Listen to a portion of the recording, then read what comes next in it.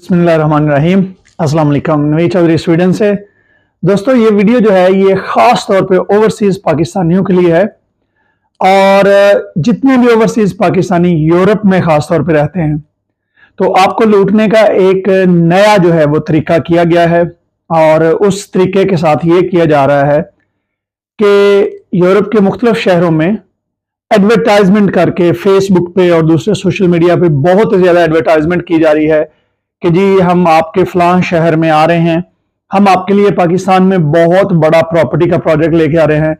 वहां पे आप जो है वो यूरोपियन स्टैंडर्ड जो है वो आप सहूलतें जो है वो आप इतने कम पैसों में वहां से आप बाय कर सकते हैं और वहां पे आप इन्वेस्ट करें, आपके पैसे की जो इन्वेस्टमेंट जो है वो बड़ी बढ़ जाएगी और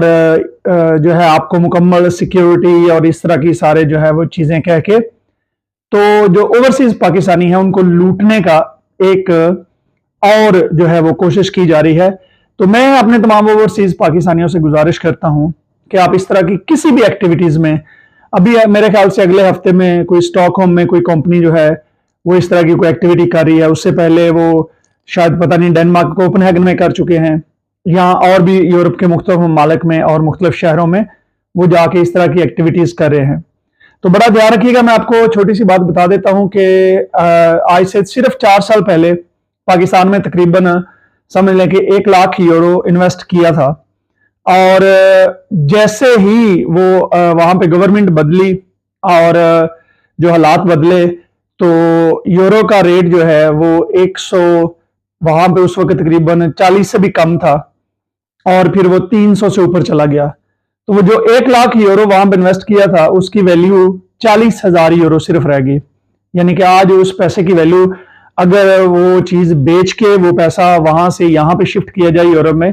तो वो सिर्फ 1 लाख यूरो का सिर्फ 40,000 यूरो बाकी है। तो अगर वो 1 लाख यूरो यहां यूरोप में ही इन्वेस्ट किया होता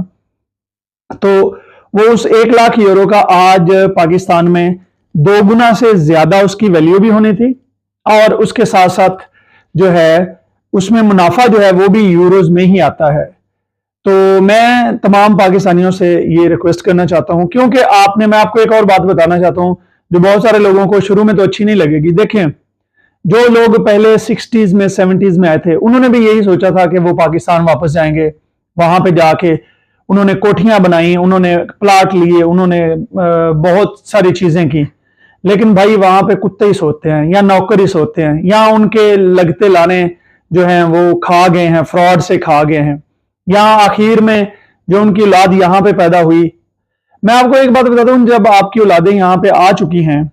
तो आपकी औलादों ने पाकिस्तान में जाके कोई नहीं रहना। ये कोई लाखों में एक मिसाल मिलती है कि यूरोप से जाके यूरोप की नेशनैलिटी वाले लोग जो हैं वो जाके वहां पे रहते हैं। अब उनकी बात नहीं कर रहा जिनके पास डॉक्यूमेंट्स नहीं होते, उनको यहां से डिपोर्ट कर दिया जाता है। मैं उनकी बात कर रहा हूं कि जिनके बच्चे यहां पे आ जाते हैं, फैमिलीज यहां पे आ जाती हैं, तो वो फिर वापस कोई भी नहीं जाता, वो यहां पे रहते हैं। वो पाकिस्तान में 1 महीने के लिए 2 महीने के लिए एज ए टूरिस्ट जाते हैं और फिर उनकी तीसरी जनरेशन जो है वो उस तरीके से वहां जाती भी नहीं है। तो आप अगर आज वहां पाकिस्तान में इन्वेस्टमेंट करना चाहते हैं, आपको इन्वेस्टमेंट के लिए और खासतौर पर प्रॉपर्टी में अगर आपको इन्वेस्टमेंट के लिए कहा जा रहा है तो ये सबसे बड़ा फ्रॉड है, झूठ है।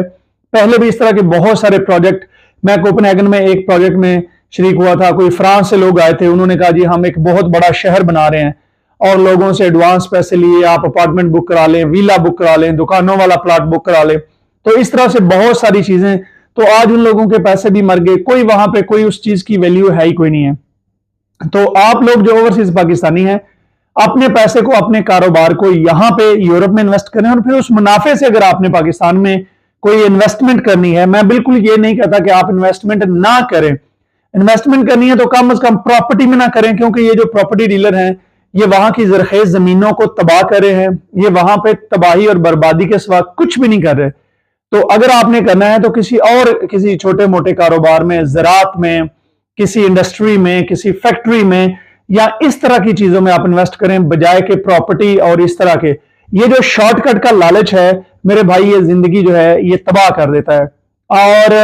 अगर आप यूरोप में हैं और आपके बच्चों ने यहां पे रहना है तो वो जो प्रॉपर्टी आपने वहां पे खरीदनी है वो आपकी होगी नहीं। तो बेहतर यह है कि आप यहां पे अपना कोई घर लें, यहां पे आप जो है वो बैंक से मिलके या जिस तरीके से भी आपने करना है, कोई कारोबार करें, उस पैसे को आप बढ़ाएं और कल को जब आपके पास यूरोज में, क्राउन्स में या इस तरह की करेंसी में जो पैसे होते हैं, आप इस पैसे को जो है वो फिर और दूसरे ममालिक में इन्वेस्ट करें। तो मैंने ये आपको वार्निंग देनी थी कि पाकिस्तानियों के साथ इस तरह के फ्रॉड करने के लिए बहुत सारी कंपनियां जो है वो एक्टिव हो चुकी हैं और वो आपको कहते हैं जी आप पाकिस्तान में इन्वेस्ट करें, और खास तौर पे प्रॉपर्टी में और इस तरह की चीजों में। तो बिल्कुल इस फ्रॉड से बी अवेयर कि ये बिल्कुल इस तरह की चीजें फ्रॉड हैं, धोखा है, और बाद में आप जो है आज से 10 से 15 साल बाद आपके पास स्वाय पछतावे के कुछ नहीं होगा। बहुत शुक्रिया, मुझे अपनी दुआ में याद रखिए। खुदा हाफिज।